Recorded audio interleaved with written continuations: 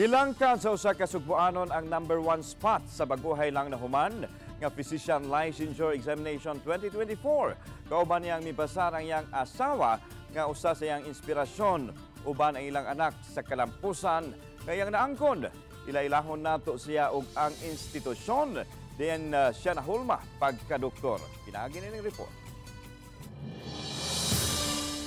Siya si Dr. Christopher Nino Duane Kamay Mendoza sa Matias A. Snar Memorial Medical College ang nilangkat sa top 1 sa Physician Licensure Examination siyang 89.25 rating.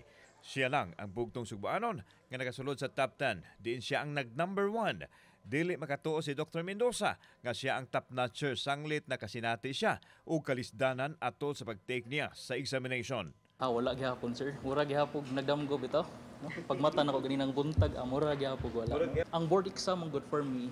Dili ra siya test of academics, no?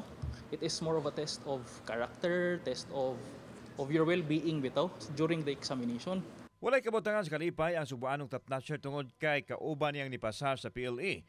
Ang iyahang kapika sa kinabuhi nga si Dr. Glenit Aldanica Alboro Mendoza nga iyang inspirasyon uban usab ang ilang anak nga gihalaran nila sa ilang kalampusan.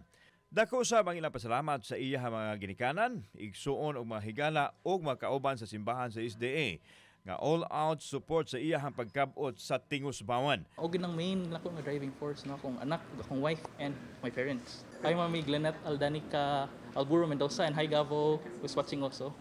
Gihatagan usab og gibugaton ni Dr. Mendoza ang iyang mga magtutudlo nga nag-umol sa iyang kinaadman nga naghatod kun asa siya karon. Dako usab kaayong garbo sa kinatibuk ang eskwelahan nga subli silang nakakuha sa unang dapit human sa gihulagway nilang 7 years of drought sa topmost position. May niton siyang gi-welcome sa mga opisyal sa Maham pagbalik niya sa ilahang alma mater. He never failed us. He never failed himself. Actually, siya man ang kalaban siya sarili. No? Yes, that's true. It was not us. We are just there to guide him. We are acting as a second parent. Duane, thank you very much for giving honor to Maham. And I already predicted that you will place in the board exam. When you were my student in Pharma, I know. Sa kalampusan nga iyahang naangkon, priority ni Dr. Mendoza ang pag-alaga sa katawhan dinhi sa nasod ug sa iyahang pamilya. Samtang gusto ni Dr. Mendoza nga ipaambit usab niya ang iyahang kaybaw ngadto sa matinun-an sa ilang alma mater kun hatagan siya og kahigayunan diin on the spot usab siyang gitanyagan sa eskwelahan. Thank to the Lord for His grace and His mercy and His love, no, towards the family, not only to me, to my family, to my second family.